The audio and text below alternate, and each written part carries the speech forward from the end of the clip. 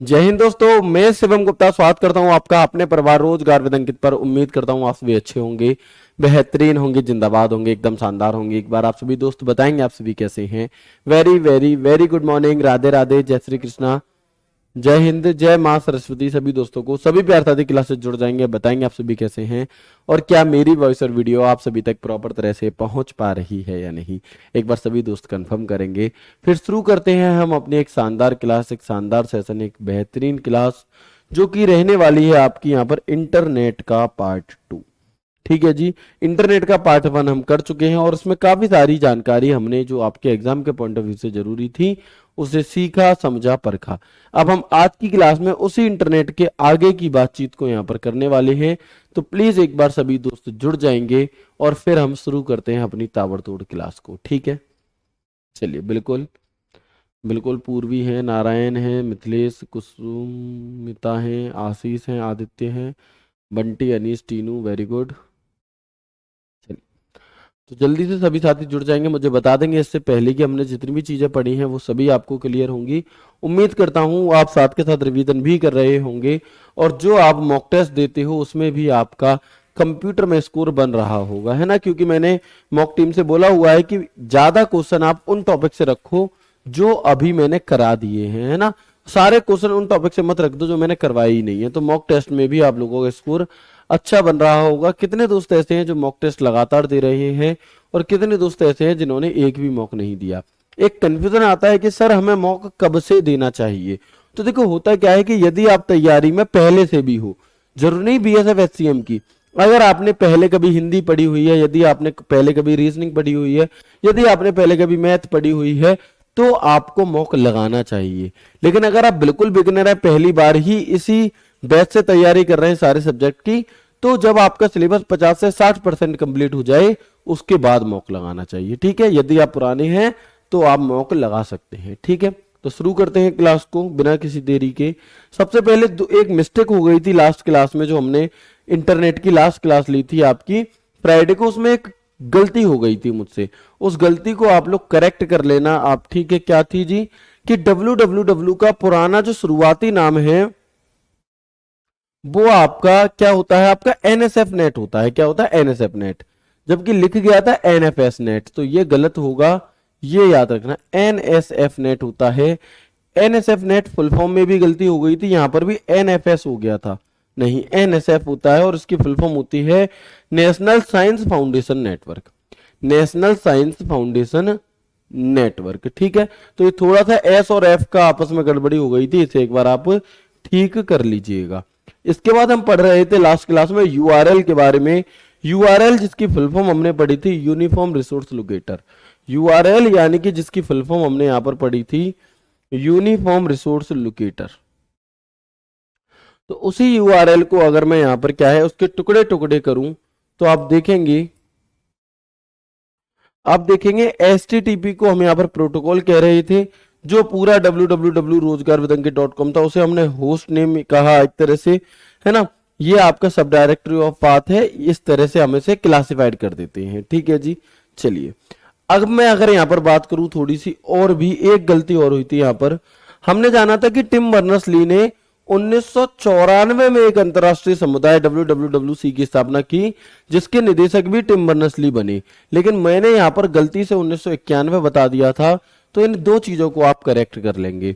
एक मैंने धोखे से 1991 बता दिया था, उसे ठीक कर लेना।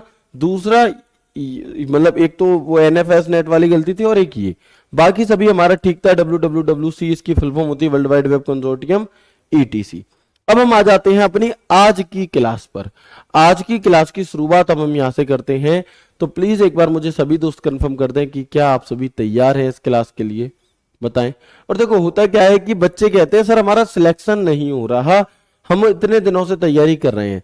जब ये बैच नया नया आया था तब बहुत सारे बच्चे लाइव आते थे, लेकिन जैसे जैसे समय बीतता चला गया उसके आधे से भी कम बच्चे लाइव हैं। तो समझो शुरुआत हर कोई कर देता है जीवन में किसी भी चीज की, लेकिन अंत करना बड़ा मुश्किल होता है और जीतता वही है जो अंत तक बने रहता है।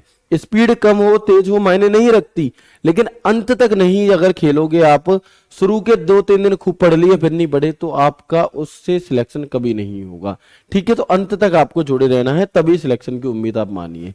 हम बात करते हैं वेब पेज की। वेब पेज आखिर होता क्या है? वेब पेज तो इंटरनेट पर आप जो भी कुछ देखते हो वह जो आपके सामने खुला होता है वही वेब पेज होता है। सबसे पहली बात कि जो भी कुछ आप देखते हो इंटरनेट पे, कोई भी चीज सर्च कर रहे हो, तो जो पेज आपके सामने खुला है वो वेब पेज है। किसी भी लिंक पर या किसी वेबसाइट पर क्लिक करने से जो पेज ओपन होता है उसे ही हम वेब पेज कहते हैं। उसे ही हम क्या कह देते हैं? वेब पेज कह देते हैं। Web page, the page which opens by clicking on any link website is called web page. ठीक है, एक सिंगल पेज को वेब पेज कहा जाता है जिनमें विभिन्न प्रकार की जानकारी स्टोर होती है। यानी कि कोई भी एक ऐसा पेज जिसे आपने क्लिक करके खोला, उस पर कोई जानकारी दी गई है, तो वो वेब पेज है अपने आप में। ठीक है, बस इतनी सी बात है हमारी। ओके, अगर हम बात करते हैं वेबसाइट क्या होता है जी, दो शब्द होते हैं, एक होता है वेबसाइट, एक होता है वेब पेज। अंतर क्या है दोनों में? वेबसाइट होती है कलेक्शन ऑफ वेब पेज, यानी कि वेब पेजों से मिलकर के एक वेबसाइट बनती है आपकी। तो देखेंगे वेब पेजों का जो समूह है या संग्रह है वो वेबसाइट होता है। क्या? वेब पेजों का समूह या संग्रह वेबसाइट होता है। सर मैं अभी नोट्स नहीं बना रही हूं, इसलिए प्लीज आप 1994 की जगह राइट आंसर लिखा दीजिए।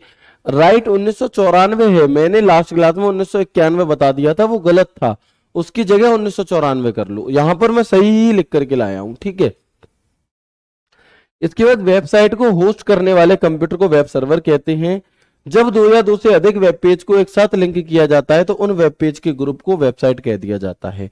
यानी कि जब दो या दो से अधिक वेब पेज हैं हमारे, जब दो या दो से अधिक वेब पेज हैं और उन्हें आपस में लिंक कर दिया गया तो वो एक वेबसाइट आपकी कहलाती है।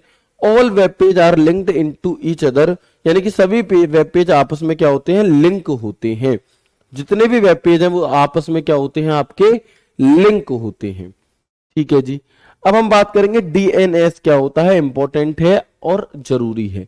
डीएनएस की फुल फॉर्म होती है डोमेन नेम सिस्टम। क्या है? डीएनएस जो होता है हमारा, इसकी फुल फॉर्म होती है डोमेन नेम सिस्टम। तो डीएनएस का काम क्या होता है? डीएनएस का काम इंटरनेट डोमेन नेमों का पता लगाने, डोमेन नेम को आईपी एड्रेस में परिवर्तित करने और आईपी एड्रेस को याद रखने योग्य बनाने के लिए किया जाता है। तीन चीजें हमने यहां पर इंपॉर्टेंट देखी। डीएनएस की full form domain name system, इसका प्रयोग आईपी एड्रेस को याद कर रखने योग्य बनाने के लिए, डोमेन नेम को आईपी एड्रेस में कन्वर्ट करने के लिए, है ना, डोमेन नेम को आईपी एड्रेस में कन्वर्ट करने के लिए, परिवर्तित करने के लिए हम डीएनएस का प्रयोग करते हैं, डोमेन नेम सिस्टम का प्रयोग करते हैं। डीएनएस का आविष्कार किसने किया? इन्वेंशन ऑफ डीएनएस, तो पॉल मैकापेट्रिस ने डीएनएस का आविष्कार किया था। किसने? पॉल मैकापेट्रिस ने। चलिए, पॉल मैकापेट्रिस ने डीएनएस का आविष्कार किया। The job of DNS is locate internet domain names, converting domain names to IP addresses. DNS is used to make the IP address memorable. यानी कि दो बातें बताई। डीएनएस की डोमेन नेम सिस्टम, इसका प्रयोग आपका डोमेन नेम सिस्टम को आईपी एड्रेस में परिवर्तित करने के लिए किया जाता है, व इसका प्रयोग आईपी एड्रेस को याद रखने योग्य बनाने के लिए भी आपका किया जाता है। ठीक है, इसके बाद हम बात करते हैं डोमेन नेम क्या होता है, और ये इंपॉर्टेंट है, यहां से आपको क्वेश्चन देखने के लिए मिल सकता है। डोमेन नेम आपका क्या होता है? ठीक है, चलिए, तो इंटरनेट पर वेबसाइट के यूआरएल के अंत में अंतिम डॉट के बाद नाम को डोमेन नेम कहते हैं। यानी कि जो कोई भी वेबसाइट होती है हमारी, तो उसमें जैसे www.rozgar.com, तो लास्ट का जो डॉट है उसके बाद में जो अक्षर रखे हुए हैं वे डोमेन नेम है ना, वे क्या है? वे डोमेन नेम है। तो वही बात यहां पर लिखी है कि the name after the last dot at the end of the URL of a website on the internet is called a domain name. Internet पर वेबसाइट के यूआरएल के अंत में अंतिम डॉट के बाद के नाम को डोमेन नेम कहते हैं। सामान्यतः यदि डोमेन नेम के अंतिम भाग में 3 अक्षर हैं तो वह संगठन को दर्शाता है, और 2 अक्षर हैं तो वह देश को दर्शाता है। यानी कि अगर कोई आपकी क्या कहते हैं कोई वेबसाइट है और उसके लास्ट में डॉट के बाद में 3 अक्षर हैं तो वो किसी संगठन को दर्शाएगा, और अगर 2 अक्षर है तो वो किसी कंट्री को दर्शाता है। जैसे www.sai.org.in, अब लास्ट में डॉट के बाद इन है तो उस इन का मतलब इंडिया है, उस इन का मतलब क्या है, इंडिया है, ये चीज है। चलिए ओके, अगर मैं यहां पर आपसे कहूं सम डोमेन नेम, कुछ डोमेन नेम आपके सामने है, क्या है, कुछ डोमेन नेम आपके सामने हैं, देखेंगे। जैसे अगर मान लो .org लिखा है, क्या लिखा है, अगर मान लो .org लिखा है, .org का मतलब क्या होता है, आप लोगों ने अक्सर देखा होगा कि जैसे कोई वेबसाइट्स होती हैं तो कहीं .org लिखा है, कहीं .nic लिखा है, कहीं .in लिखा है, ऐसा क्यों बताओ, है ना, ऐसा होता है ना कि अलग अलग जगह पे अलग अलग लिखा रहता है, तो इनका अर्थ क्या होता है आखिर। .org का मतलब क्या है, ORG का मतलब होता है ऑर्गेनाइजेशन। अगर किसी वेबसाइट के पीछे ORG लगा है तो यह इस बात को बताती है कि यह वेबसाइट एक संस्थान है, एक गैर लाभकारी संस्थान है जिसका उद्देश्य लाभ कमाना नहीं है, यह एक ऑर्गेनाइजेशन है। ठीक है, तो ये क्या है, एक ऑर्गेनाइजेशन है, एक गैर लाभकारी संगठन है आपका। ठीक है, अगर किसी वेबसाइट के पीछे .net लगा है, क्या लगा है, अगर किसी वेबसाइट के पीछे .net लगा है तो ये हमारा नेटवर्किंग होता है, और नेटवर्क रिसोर्स, नेटवर्किंग या नेटवर्क रिसोर्स की वेबसाइट है आपकी। इसके बाद .gov की अगर हम बात करें तो ये गवर्नमेंट सरकारी संस्थान होती है। अगर किसी वेबसाइट के पीछे GOBS जॉब्स लिखा है तो वो सेवाएं प्रदान करने के लिए है। अगर किसी वेबसाइट के पीछे .com लिखा है तो वो कॉमर्शियल वेबसाइट है, यानी कि वो लाभ कमाने के लिए बनाई गई है। किसके लिए बनाई गई है, लाभ कमाने के लिए बनाई गई है। और अगर किसी वेबसाइट के पीछे .mil लिखा है तो वो मिलिट्री से रिलेटेड, सैन्य संसाधन से रिलेटेड आपकी क्या है, वेबसाइट है। एक बार मुझे सभी दोस्त बताएंगे कि क्या यहां तक की बातें आप सभी को समझ में आ चुकी हैं या नहीं आई हैं, बताएंगे। ठीक है, आपके जवाब का इंतजार रहेगा तभी हम आगे बढ़ेंगे। .com का मतलब होता है आपका कॉमर्शियल। ठीक है, तो ये सवाल आपसे पूछा जाता है, अगर .org पूछ ले तो ऑर्गेनाइजेशन यानी कि गैर लाभकारी संस्थान है, अगर आपसे .com पूछ ले तो कॉमर्शियल लाभकारी संस्थान है, अगर .mil लिखा है तो जो भारतीय संस्थान, जो मिलिट्री की वेबसाइट होती है उनके पीछे ये पहचान देने के लिए, अगर .gov लिखा है तो एक सरकारी वेबसाइट है आपकी।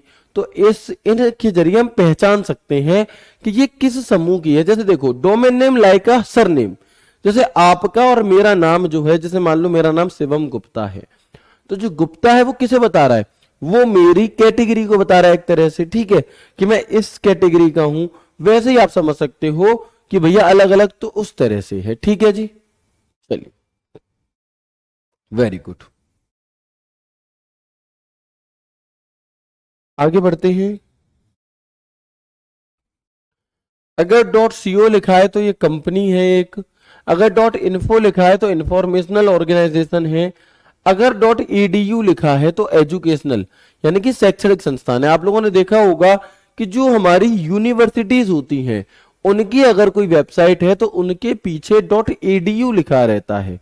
edu मतलब, edu का मतलब होता है हमारा कि एक एजुकेशनल वेबसाइट है। ठीक है, चलिए अगर .nic लिखा है तो नेशनल इंफॉर्मेशन सेंटर। ये जितने भी नाम थे ये सभी के सभी टॉप लेवल डोमेन थे। टॉप लेवल डोमेन क्या होता है जी, टॉप लेवल डोमेन यानी कि इन्हें TLD कहते हैं। ये सभी टॉप लेवल डोमेन कहलाते हैं, यानी कि TLD कहलाते हैं। और TLD की फुल फॉर्म क्या होती है, तो याद रखना टॉप लेवल डोमेन होती है।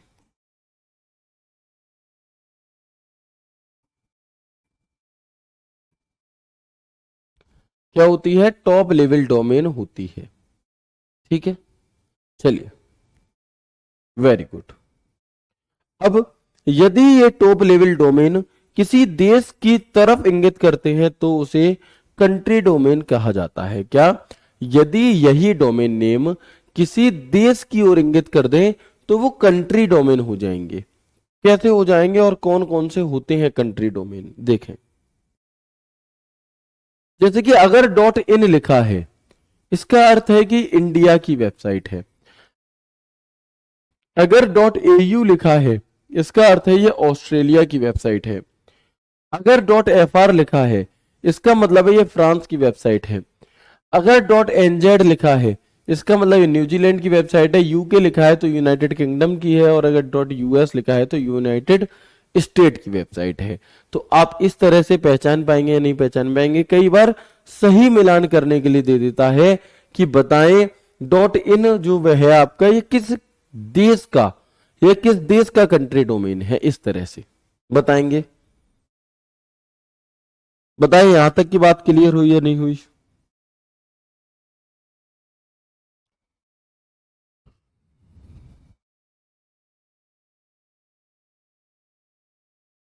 Very good. एक बार जल्दी से मुझे बता दो यहां तक की बातें क्लियर है या नहीं।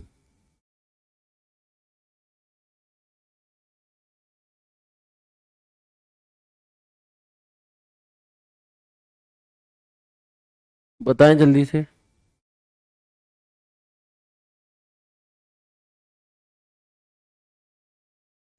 यहां तक की सभी चीजें क्लियर हैं।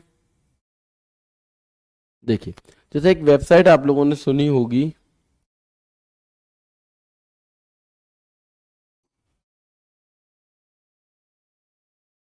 एक वेबसाइट है हमारी www.sai.org.in।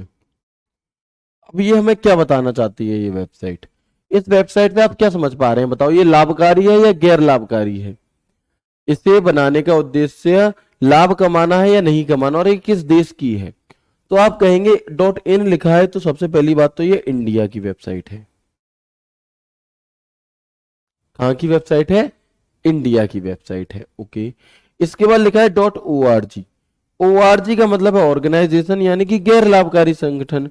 तो ये गैर लाभकारी है, इसका उद्देश्य लाभ कमाना नहीं है ना। तो ऐसे हम यहाँ पर पहचानते हैं लाभकारी गैर लाभकारी। .org क्या है, .net क्या है, .mil क्या है, .com क्या होता है, वो सभी चीजें। ठीक है, चलिए। सर आप नोट करने को टाइम भी नहीं देते हैं। नोट नहीं करना भैया, नोट नहीं करना कैसे, मैं कितनी बार मैं बताऊं आप लोगों को। आपको साथ के साथ नोट नहीं करना, आपको साथ के साथ सिर्फ क्लास देखनी है, समझनी है। आप यहाँ पर इमला नहीं लिख रहे कि मैं यहाँ पर आपसे कहूंगा छोटे आ से अनार, आप लिखोगे छोटे आ से आम। ऐसे नहीं करना है, ठीक है। आपको पहले पूरी क्लास समझनी है, उसके बाद में आपको हैंड रिटन नोट्स मिलते हैं, चाहे उसमें से देखकर बनाओ। आपको ये वाली पीडीएफ भी मिलती है, चाहे इसमें से देखकर बनाओ या दोबारा क्लास देख लो उसमें से देखकर बनाओ। लेकिन आपको साथ के साथ नहीं लिखने हैं, क्योंकि अगर आप साथ के साथ लिखोगे तो आप मुझे ये बताओ फिर आप समझोगे कब। आप समझो कि कब लिखा हुआ तो आपको मिल ही रहा है, आपको हैंड रिटन पीडीएफ मिल रही है, बोर्ड पीडीएफ मिल रही है। लिखा हुआ कहीं भागा थोड़ी ना जा रहा है कि मैं इसे इरेज कर दूंगा फिर तो आपको किसी से कॉपी मांगनी पड़ेगी, ऐसा तो है नहीं है। तो साथ के साथ नहीं लिखना है। और आप जितने भी लोग कमेंट कर रहे हैं, किसी भी प्रकार के कमेंट कर रहे हैं, मॉक टेस्ट कहां से लगाएं, ये सारे डाउट मैं आपके ऑलरेडी क्लियर कर चुका हूं। तो प्लीज आप किसी भी प्रकार के कमेंट ना किया करें, क्योंकि मैं जवाब नहीं दे सकता, है ना। क्योंकि हम जो यहाँ पर आते हैं वो पढ़ाने के लिए आते हैं, ना कि ऐसे डाउट्स को क्लियर करने के लिए। यदि आप ऐसे डाउट क्लियर करना चाहते हैं तो आप हमारी कॉलिंग टीम को कॉल करिए, है ना।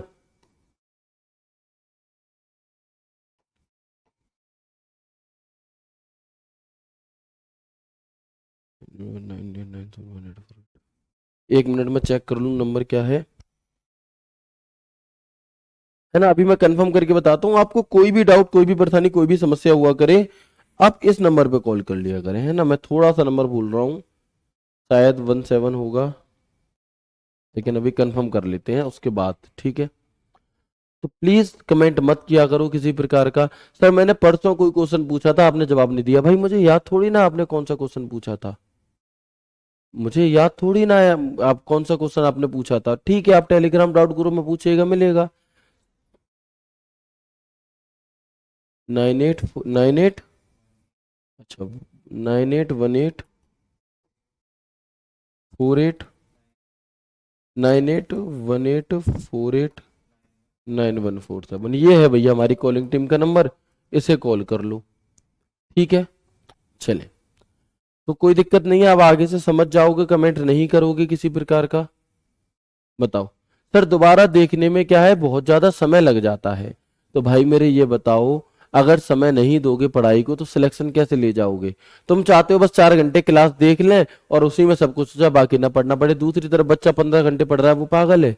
वो अगर दोबारा नोट्स बना रहा है, इसका मतलब उसे चीज साथ के साथ रिवाइज हो रही है। तो प्लीज मेरी बातों को समझें, है ना। चलो आगे बढ़े। ओके, आगे हम देखते हैं यहां पर आईएसपी क्या है जी हमारा। इसके बाद हमारा एक नाम आता है इंटरनेट के अंदर ही, आईएसपी। और इस आईएसपी की फुल फॉर्म बहुत ज्यादा पूछी जाती है। क्या ये जो आईएसपी शब्द है, इसकी फुल फॉर्म काफी इंपॉर्टेंट है। तो सबसे पहली चीज, आईएसपी की फुल फॉर्म क्या होती है? तो याद रखिएगा, आईएसपी की फुल फॉर्म होती है internet service provider. Internet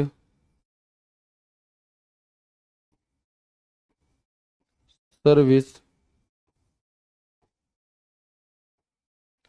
provider,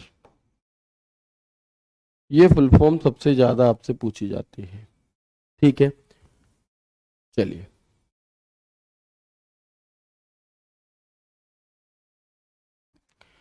internet, ISP internet service provider, जो जिसके जरिए आपके हम सब के पास क्या है, इंटरनेट पहुंचता है। बिल्कुल।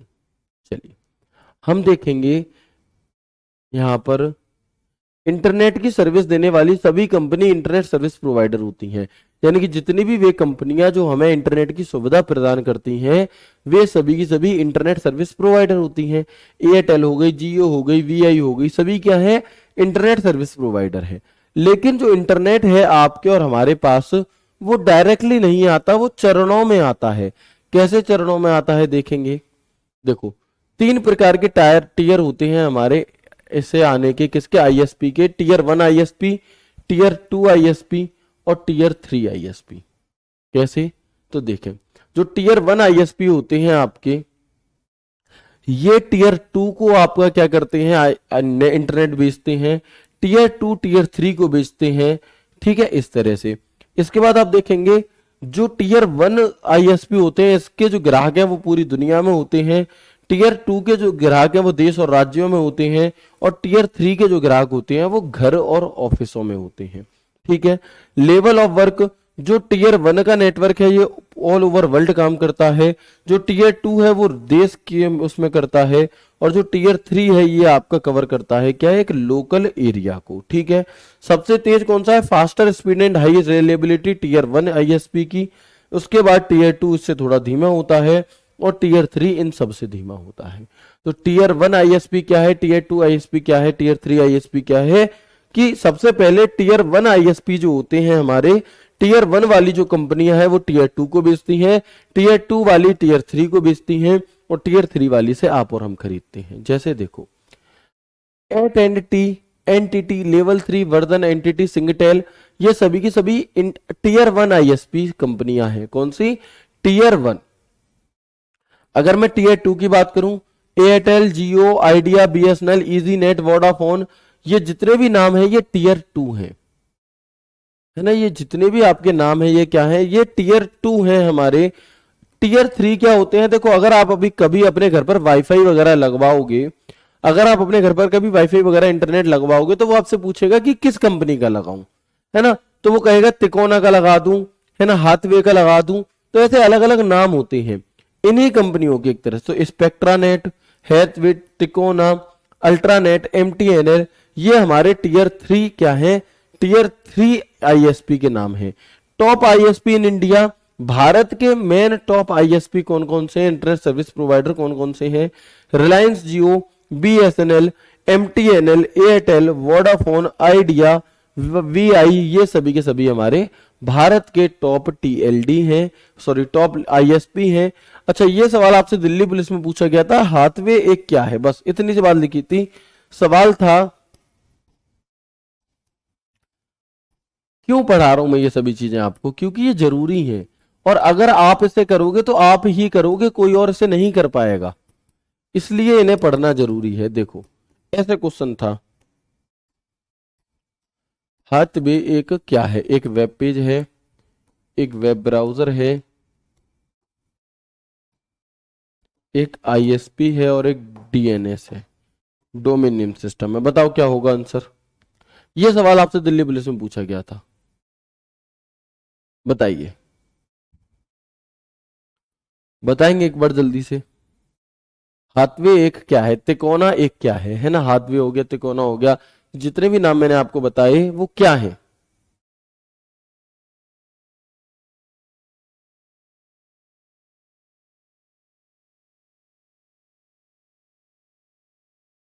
वेरी गुड, बताएंगे।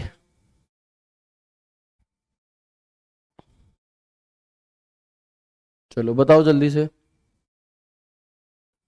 यहीं से सवाल उठाया, कहीं से नहीं, जो चीज मैं आपको बता रहा हूं ना वो। अगर मैं आपसे पूछूं एयरटेल जियो किस कौन से टीयर के हैं, तो टीयर 2 के हैं ये, ऐसे करके। तो आप देखेंगे आईएसपी है, क्या है ये, एक इंटरनेट सर्विस प्रोवाइडर है। अच्छा, इसका पूरा सिस्टम क्या होता है, सिस्टम समझ लो। देखो, टीयर 1 आईएसपी सबसे ऊपर, ये टीयर 2 को बेचते हैं इंटरनेट, टीयर 2 बेचते हैं टीयर 3 को, और टीयर 3 से आपके हमारे घर, स्कूल, कॉलेज, ऑफिस तक नेट पहुंचता है। तो ये 3 स्टेज होती हैं, टीयर 3 इंटरनेशनल लेवल पे, टीयर 2 नेशनल लेवल पे, और टीयर 3 हमारे लोकल में जो है, हमारे शहर में जो इंटरनेट की सर्विस दे रहे हैं वो लोग। ठीक है, तो ये हमारे यहां पर हो गई। एक बार मुझे कंफर्म कर दो, आईएसपी का कॉन्सेप्ट आपको समझ में आया, इंटरनेट सर्विस प्रोवाइडर का कॉन्सेप्ट आपको समझ में आया या नहीं आया, जल्दी से एक बार सभी दोस्त बताएंगे कि क्या आपको आईएसपी तक की बात समझ में आ गई है। यहां तक कुछ भी कठिन आपका नहीं होगा, बताएंगे एक बार। चलिए, बिल्कुल, नमस्कार भाई हरियाणा से, बिल्कुल। चलो बताएंगे एक बार जल्दी से।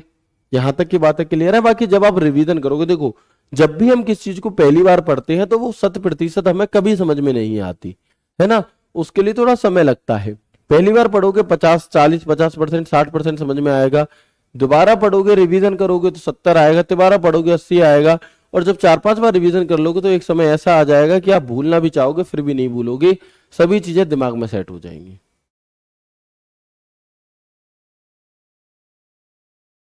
बिल्कुल, है ना। आगे बढ़ जाए। ओके। अच्छा, आपने तो शब्द सुने होंगे, डाउनलोड और अपलोड। बताओ क्या होता है डाउनलोड और क्या होता है अपलोड। क्या आप में से कोई भी व्यक्ति, सिंगल पर्सन ऐसा है जो इन दोनों नामों से अनभिज्ञ हो, जो इन दोनों नामों को ना जानता हो, जिसने ये नाम कभी सुने ही ना हो। बताओ कोई ऐसा है क्या, नहीं होगा।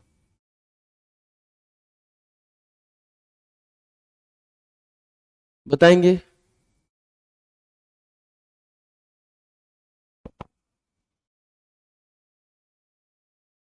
बताएं जल्दी से।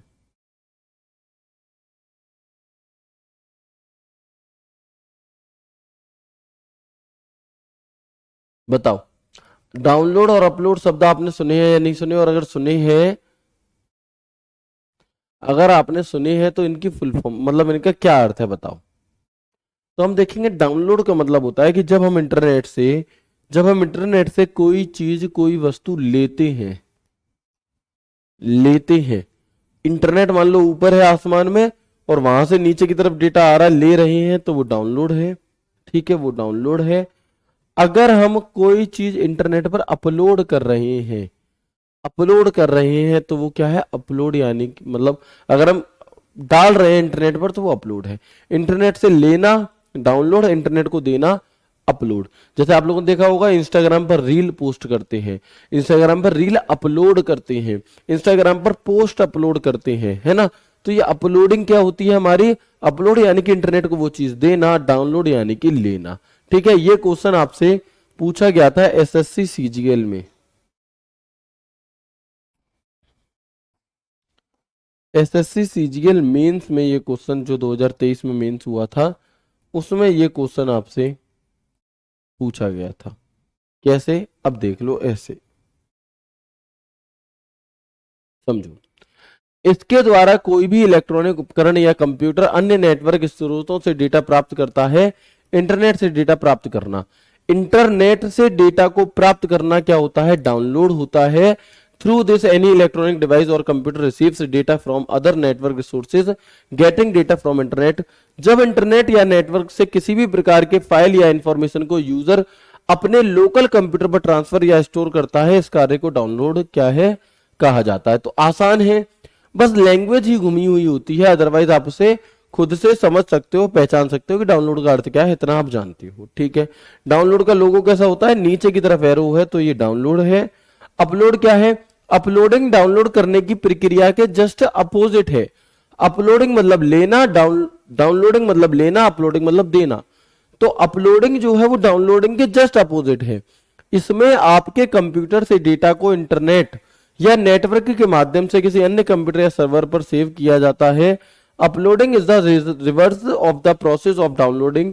In this data from your computer is saved on another computer और सर्वर थ्रू द इंटरनेट और नेटवर्क। जब हम कंप्यूटर या इंटरनेट को कोई डेटा देते हैं, जब हम अपने कंप्यूटर या इंटरनेट को कोई डेटा देते हैं तो उसे अपलोड करना कहा जाता है।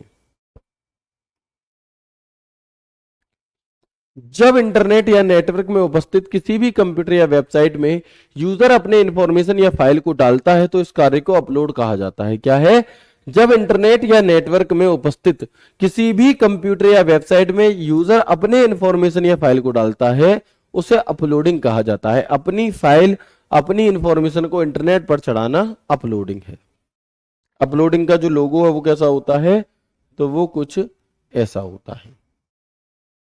डीएनआर क्या होता है, तो डोमेन नेम रजिस्टर होता है डीएनआर।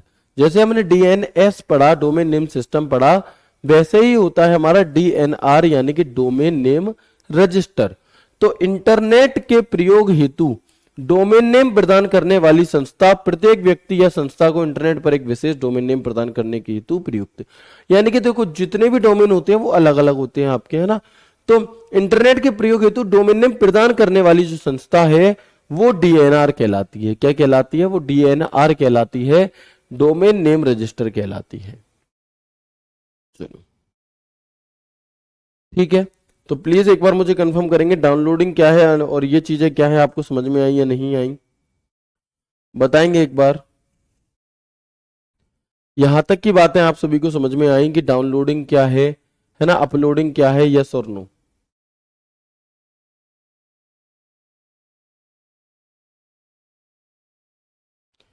अगर आ गई है तो मुझे बताएंगे, फिर हम आगे बढ़ते हैं और कुछ बेसिक बातें करते हैं इसी से रिलेटेड। ठीक है, वेरी गुड।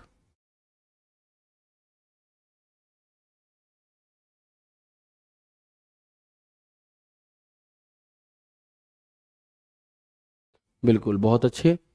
बताएंगे एक बार आप सभी कि क्या यहां तक की बातें आप सभी को क्लियर हैं।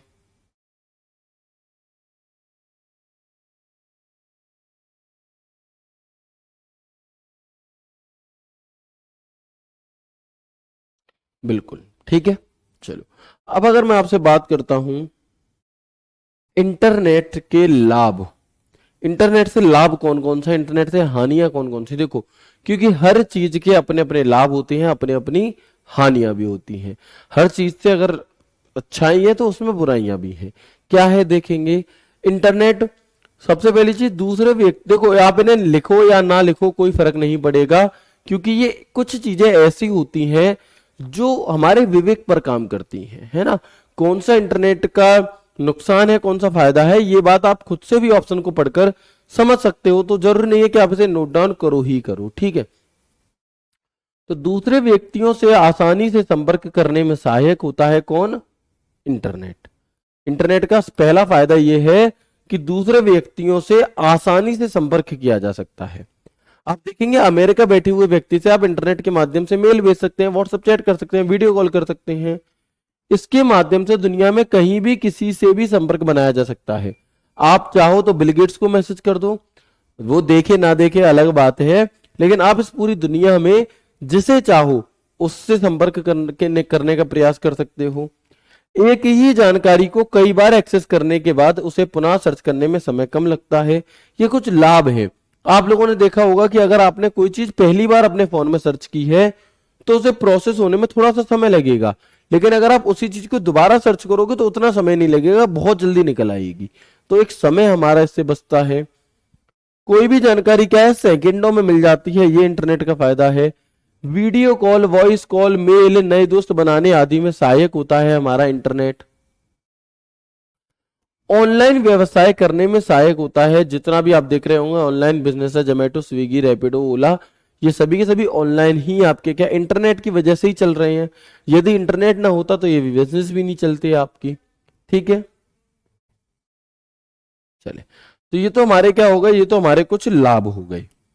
अगर मैं बात करता हूं इंटरनेट के नुकसान कौन कौन से हैं, है ना, ऐसे बहुत सारे लाभ हो सकते हैं। आप और हम ऑनलाइन पढ़ रहे हैं, ये इंटरनेट का एक अच्छा लाभ है। आप घर पे बैठ के ट्रेन की टिकट कर सकते हो, रेलवे टिकट कर सकते हो, तो ये सब लाभ हैं हमारे, है ना, ये जितने भी हैं ये हमारे सभी के सभी लाभ हैं। अगर मैं नुकसान की बात करूं तो कंप्यूटर में वायरस के लिए सबसे ज्यादा जो जिम्मेदार होता है वो इंटरनेट होता है। यानी कि यदि आपके कंप्यूटर में वायरस आने की सबसे ज्यादा जो संभावना होगी वो इंटरनेट या फिर किसी मेमोरी डिवाइस, पेन ड्राइव आदि से होगी। ठीक है, तो इसे हम क्या कहते हैं, इंटरनेट में सबसे ज्यादा वायरस आने की संभावना होती है।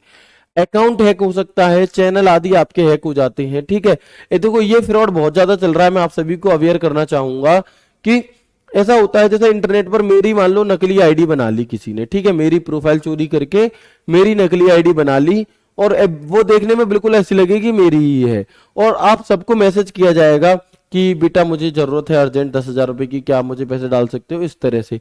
तो आपको पैसे नहीं डालने हैं, चाहे वो मेरी आईडी हो या किसी भी पर्सन की जिसे आप पर्सनली जानते हो। अगर कोई पैसे मांग रहा है तो एक बार उस व्यक्ति को डायरेक्ट कॉल करके पूछ लो कि भैया क्या तुम ही पैसे मांग रहे हो, आकर के ले जाओ, लेकिन मैं ऑनलाइन नहीं डाल पाऊंगा, है ना, मैं ऑनलाइन नहीं डाल पाऊंगा। फोन करके बात कर लो, लेकिन सिर्फ मैसेज पर आपको कभी भी किसी पर भी पैसे ट्रांसफर नहीं करने। ये फ्रॉड बहुत ज्यादा चल रहा है, तो ये भी तो इंटरनेट से ही निकल करके आया है फ्रॉड, कि इन लोग बाग आपकी जैसी प्रोफाइल बना के लोगों से पैसे मांग रहे हैं। तो ये नहीं करना है।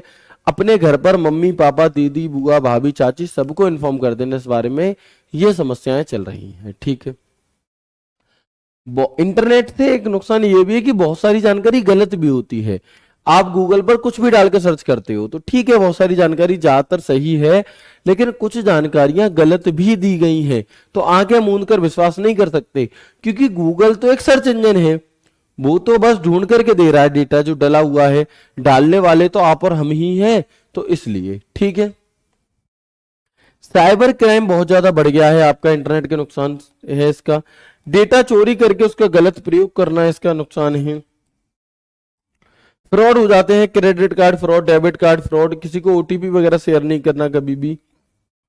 और जो सबसे बड़ा नुकसान है हमारा, जो सबसे बड़ा नुकसान है हमारा वो ये है कि आदत पड़ जाती है ना। खाना वैसे हम 4 मिनट में भी खा सकते हैं, लेकिन अगर साथ में रील चलाकर देख रहे हैं तो उसे खाने में 20 मिनट लग गए। क्यों? क्योंकि ध्यान ही नहीं था खाने की तरफ, है ना। तो समय बहुत बर्बाद होता है हमारा। हम कब 2 मिनट के लिए इंस्टाग्राम रील खोलते हैं और कब 2 घंटे निकल जाते हैं हमें खुद नहीं पता लगता, है ना। और बाद में हम पछताते हैं, लेकिन फिर अगले दिन हम सेम गलती फिर से करते हैं। तो इसलिए एक बहुत बड़ा क्या है, इंटरनेट आदत पड़ जाती है इसकी, समय बहुत बर्बाद होता है और गलत यूज भी लोग इसका करते हैं, है ना। गलत यूज भी करते हैं इंटरनेट का। तो इंटरनेट के लाभ भी हैं तो नुकसान भी हैं, लेकिन सारे नुकसान ऐसे हैं कि जिन्हें आप खुद से पहचान सकते हो कि ये इंटरनेट का नुकसान है या ये इंटरनेट का फायदा है ना। ये इंटरनेट का नुकसान है या ये इंटरनेट का फायदा है। ओके, अगर मैं बात करूं इंटरनेट के अनुप्रयोग, यानी कि इंटरनेट के यूजेस क्या हैं, इंटरनेट के अनुप्रयोग या मैं कहूं इंटरनेट के यूजेस क्या हैं। तो देखो, ऑनलाइन एजुकेशन, आप और हम आज अगर घर बैठे बैठे पढ़ पा रहे हैं, आपके लाखों रुपए बच रहे हैं अपने घर पर बैठ करके, तो वो किस वजह से, इंटरनेट की मदद से, जिस वजह से आप और हम डायरेक्ट यहाँ पर जुड़ पाए हैं। ऑनलाइन पेपर होते हैं, अब मान लो 25-30 लाख लोगों का पेपर होना है, कब तक ऑफलाइन होगा, ऑनलाइन करवा सकते हैं। ऑनलाइन फॉर्म फिल हो जाते हैं, पहले अलग तरह से होते थे। ऑनलाइन लोग वहाँ इन्विटेशन भेजने लगे हैं। आपने देखा होगा कि मेरे चाचा जी की शादी में जरूर जरूर आना, और कार्ड भेज दिया आपको व्हाट्सएप पे ही, कि आप सभी जानते हैं कि कितनी ज्यादा व्यस्तता होती है। तो इस डिजिटल कार्ड को ही वास्तविक कार्ड समझकर आने की कृपा करें। ठीक है, आपके पास आया ऐसा, आपने क्या करा, गूगल से 2000 का नोट डाउनलोड करा और भेज दिया। कि बिल्कुल आप भी क्या करें, आप भी इस डिजिटल 2000 के नोट को वास्तविक नोट समझने की कृपा करें, है ना। तो जैसे को तैसा, तो क्या है आपका कि ऑनलाइन भैया इनविटेशन भी देने लगे, तो ऑनलाइन व्यवहार भी होने लगा कि लो तुम भी ले लो ऑनलाइन, है ना। कम्युनिकेशन होती है ऑनलाइन, आपके इंटरनेट के माध्यम से व्हाट्सएप पे चैट करते हो आप लोग, स्नैपचैट पे करते हो, इंस्टाग्राम पर करते हो, ये सभी, है ना। एंटरटेनमेंट, रील फील एंटरटेनमेंट के लिए तो बनाई गई है, गेम वगैरह। मेडिसिन फील्ड आप देखेंगे, डॉक्टर से हम ऑनलाइन क्या कर सकते हैं, डॉक्टर से हम डायरेक्टली ऑनलाइन घर बैठे बैठे उससे अपनी प्रॉब्लम बता सकते हैं, उससे सॉल्यूशन, उससे दवा लिखवा सकते हैं आप, ठीक है। शॉपिंग कर सकते हैं ऑनलाइन, ये आपका अमेजोन फ्लिपकार्ट किसी से भी कुछ भी मंगा सकते हैं, मीशो वगैरह से। ऑनलाइन बिजनेस कर सकते हैं आप अपने खुद का, है ना। रिजर्वेशन इन ट्रेन, फ्लाइट, फ्लाइट की टिकट बुक कर सकते हैं, रिजर्वेशन ट्रेन की टिकट बुक कर सकते हैं। कहाँ पहले मैं घंटों लाइन में लगे रहना पड़ता था, कहाँ अगर मान लो 5 बजे की ट्रेन है सुबह की, और हम हमें 4 बजे जाकर बैठना पड़ता था, लेकिन अब हम क्या करते हैं, अब हम बस बैठ करके देखते हैं आपका, अच्छा 5 बजे तक तो ये वहां भी नहीं आएगी, यानी कि ट्रेन 2 घंटे लेट है, तो घर से ही देख करके निकलते हैं। तो ये सभी हमारे इसके लाभ है। ऑनलाइन बैंकिंग, डायरेक्ट किसी को पेमेंट भेज देते हैं, अपना बैलेंस चेक करा सकते हैं कितना है, किसे पैसे भेज रहे हैं वो पैसे भेज सकते हैं हम, हमारा बैलेंस कितना है, आरटीजीएस नेफ्ट कर सकते हैं, इस आपका पूरा स्टेटमेंट देख सकते हैं, लास्ट 6 महीने में आपने कितने रुपए खर्च करे, सब कुछ ऑनलाइन है। तो ये भी हमारा क्या है, इंटरनेट के अनुप्रयोग के अंतर्गत ही आता है। तो एक बार मुझे सभी दोस्त कंफर्म करेंगे यहां तक की बातें क्लियर है या नहीं। बिल्कुल ठीक है, यहां तक की बातें आप सभी को क्लियर हैं। चलो,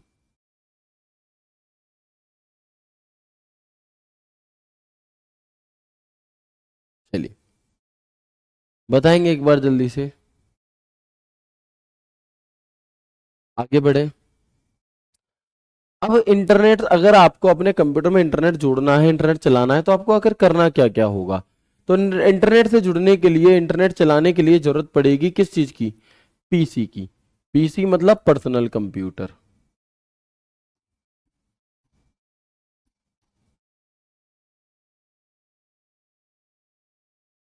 ठीक है।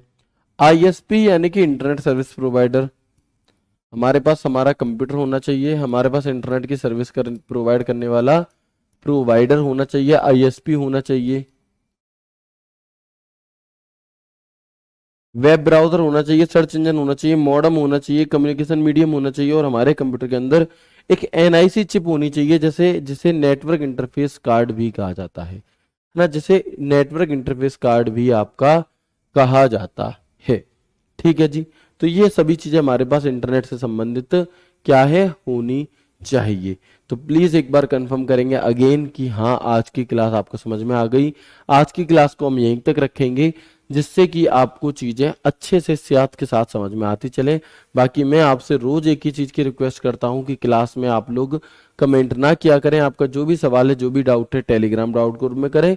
यदि आपका डाउट जेन्युइन होगा, आंसर देने लायक होगा, तो आपको जवाब जरूर मिलेगा। और अगर आपका जवाब, सवाल होगा ही नहीं आंसर देने लायक, तो आपको जवाब नहीं मिलेगा। फिर चाहे आप कुछ भी कहते रहें कि सर ये टेलीग्राम ग्रुप में रिप्लाई नहीं करते, या ये नहीं करते, या वो नहीं करते, फिर आपको यहाँ पर क्या है, लगातार आपका सवाल जेन्युइन होना चाहिए, काम का होना चाहिए, ठीक है। चलो, तो यहां तक की सही बात है, क्लियर। डीएनआर रिपीट कर दो भैया, डीएनआर मतलब जिसे भी डोमेन नेम चाहिए वो डीएनआर पर रजिस्टर करेगा, डोमेन नेम रजिस्टर, रजिस्ट्रेशन करेगा तब मिलेगा, एक तरह से ऐसे समझ लो आप, ठीक है। चलिए, ठीक है जी। तो प्लीज एक बार मुझे सभी दोस्त बताएंगे।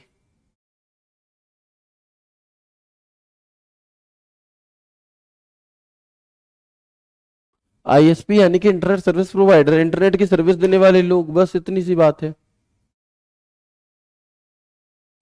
साइबर क्राइम क्या होता है, साइबर क्राइम यानी कि इंटरनेट के माध्यम से जो क्राइम किया जाता है, वो साइबर क्राइम कहलाता है। कि आप किसी को गलत पिक्चर भेज रहे हो, किसी को गलत वीडियो भेज रहे हो, आप किसने, आपने किसी का सिस्टम हैक कर लिया, उसकी सारी जानकारी ले ली, उसकी, उसका अकाउंट डिटेल ले लिया आपने, तो ये हमारा क्या है, ये सभी के सभी हमारे यहाँ पर साइबर क्राइम के अंतर्गत आ जाता है, ठीक है। वेरी गुड, चलिए। है ना। बाकी देखो एक बड़ा सवाल है फिजिकल कब होगा, ये हमें भी नहीं पता। अगर हमें पता होता तो हम आपको जरूर बताते। हम भी उतना ही जानते हैं जितना आप जानते हैं, है ना। हमारा कोई डायरेक्ट मोदी जी से कनेक्शन नहीं है कि हम उनसे कुछ भी पूछ लें पेपर कब होगा ये कब होगा, नहीं। जितना आप जानते हो उतना हम जानते हैं। हाँ इतना है कि हम आपसे ज्यादा एक्टिव रहते हैं। अगर कोई भी डेट आती है तो वो विद इन 2 मिनट आपके अंदर पहुंच जाएगी। आप शायद उसे ना देख पाओ तो वो बताने की जिम्मेदारी हमारी है ना। जब भी डेट आएगी वो उसे हम खुद वीडियो बनाकर बताएंगे, आपको उसके लिए बिल्कुल भी परेशान नहीं होना है। तो उम्मीद करता हूँ आपको आज की क्लास बहुत अच्छी लगी होगी। मिलते हैं कल की क्लास में इंटरनेट के नेक्स्ट पार्ट के साथ। तब तक के लिए राधे राधे, जय श्री कृष्णा, जय हिंद।